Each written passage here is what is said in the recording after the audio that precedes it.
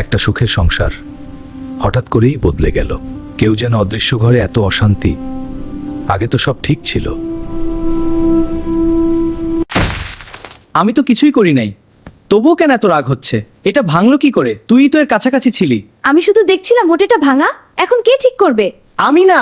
আমিনা অদ্ভুত ভয় অনুভব করতে লাগলো। আমার মনে হচ্ছে কেউ আমাদের ক্ষতি করতেছে।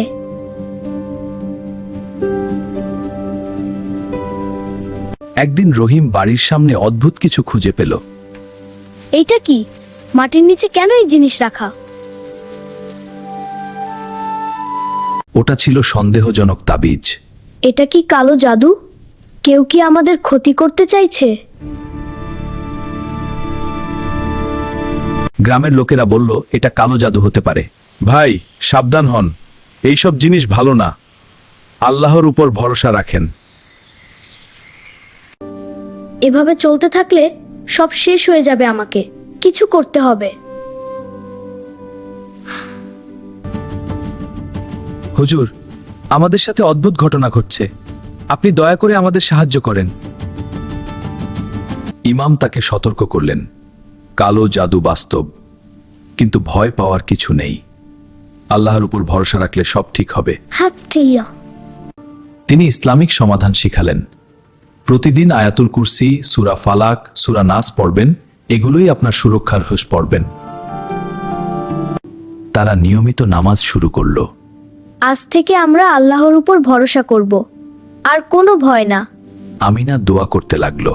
হে আল্লাহ, আমাদের সব বিপদ থেকে রক্ষা করুন।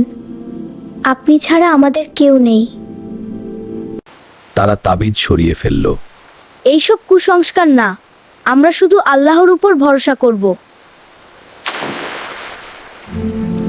কুরআন তিলাওয়াত শুরু হলো। এই কুরআনই আমাদের সবচেয়ে বড় শক্তি। আল্লাহর রহমতে আমিনার শরীর ধীরে ধীরে ভালো হতে শুরু করলো। আজকে আমার শরীর অনেকটা ভালো লাগছে।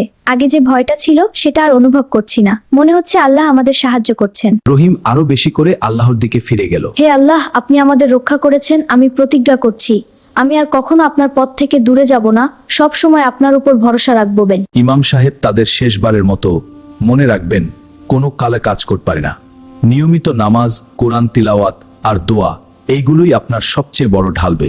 কালো জাদুর খারাপ দিক, এটা মানুষের জীবন নষ্ট করতে পারে, কিন্তু ভালো দিক, এটা আমাদের বোধ আসে। ভয় পাবেন না, আল্লাহর দিকে ফিরে আসুন, তিনিই সবচেয়ে বড় রক্ষাকারী।